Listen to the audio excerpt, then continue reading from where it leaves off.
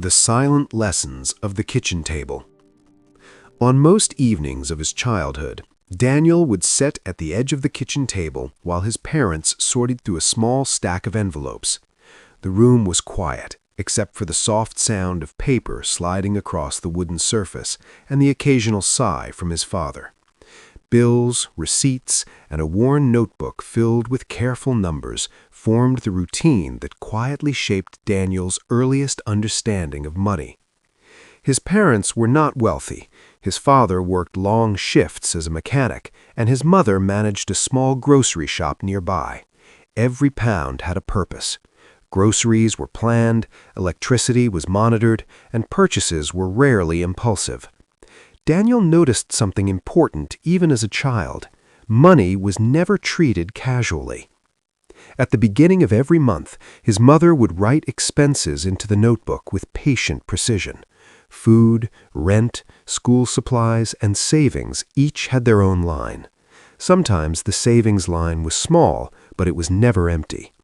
To Daniel, that tiny number seemed strangely powerful.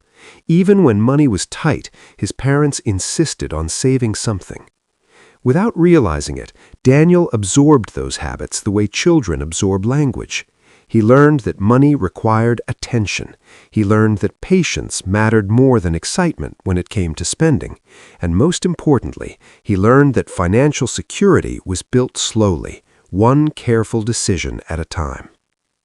Years later, when Daniel received his first paycheck, those silent lessons resurfaced. Instead of celebrating with a spontaneous shopping spree like many of his friends, he opened a simple spreadsheet. Rent, groceries, transportation, and a modest savings column appeared on the screen.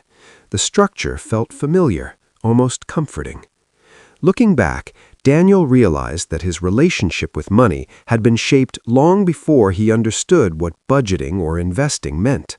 It had been formed in quiet moments at the kitchen table, watching two ordinary people manage their finances with discipline and intention. Childhood financial environments rarely come with formal lessons, but they leave lasting impressions.